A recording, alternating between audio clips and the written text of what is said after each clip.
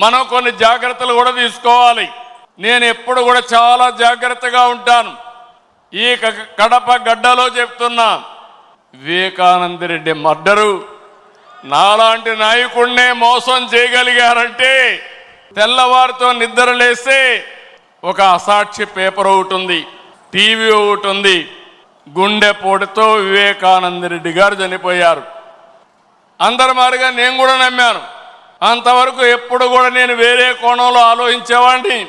ఎన్నికల బిజీలో నమ్మితే సాయంత్రానికి మలుపుల మీద మలుపులు, గొడ్డలితో మెదడు కూడా బయటొచ్చి అంత చిన్నాభిన్నమైపోయి రూమంతా రక్తం ఉంటే అలాంటిది కడిగేసి ఏమీ జరగనట్టు గుండెపోటుతో రక్తం వచ్చి గోడలన్నీ కూడా తడిచిపోయాయని చెప్పగలిగారంటే కాదా? ఎవడు చూసా వాళ్ళ సనాయన చంపినారు, వాళ్ళ సనాయన చంపినా, మీ సనాయన చంపినావా?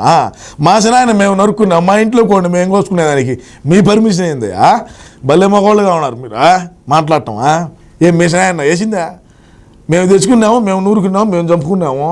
ఎలాంటి వారితో మనం పోరాడుతున్నాం ఒక్కసారి ఆలోచించుకోవాల్సిన అవసరం ఉంది.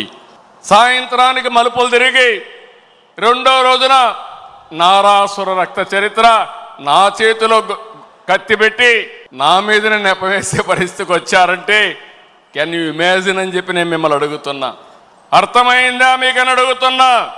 అలాంటి కరుడు గట్టినటువంటి నేరస్తులతో రాజకీయం చేస్తున్నాం. అందుకే నిన్న ఒకటి జరిగితే వీరయ్య చౌదరి, సంతనూతలపాడు, పల్నాడు హత్యలు జరిగాయి. హత్యలు జరిగితే నాకు అనుమానం వచ్చింది. ఇప్పుడు నేను ఎవరిని నమ్మడం లేదు. ప్రతి ఒక్క విషయాన్ని కూడా సందేహం పెట్టుకొని మనసులో ఎవరు చేశారని ఆలోచించే పరిస్థితికి వచ్చాను. చేస్తే కొంతమంది మన దగ్గరుండి వాళ్లకు కోవర్ట్లుగా పనిచేస్తూ వాళ్ళ ప్రోత్సాహంతో ఇష్టానుసారం హత్యా రాజకీయాలు చేస్తున్నారు. మన చేతితో మన వేలుతో మన కన్ను పొడుచుకొని తద్వారా రెండు పనులు, ఇది తెలుగుదేశం పార్టీ వాళ్ళు వీళ్ళనే చంపుకుంటున్నారు అని చెడ్డ పేరు తేవడం, వాళ్ళ టార్గెట్ని సులభంగా ఎలిమినేట్ చేయడం, ఇది నేరస్తులు చేసే కనికట్టు మాయ. అందుకే చెప్తున్నా, ఎవరైనా సరే మన కార్యకర్తలు కూడా ఇలాంటి తప్పుడు పనులు చేస్తే ఏ కార్యకర్తను కూడా నేను ఉపేక్షించనని మరొక్కసారి మీ అందరికీ విజ్ఞప్తి చేస్తున్నా. నేరస్తులు కబద్దార్, నా దగ్గర మీ ఆటలు సాగనివ్వను. ఇది ఒక హెచ్చరిక.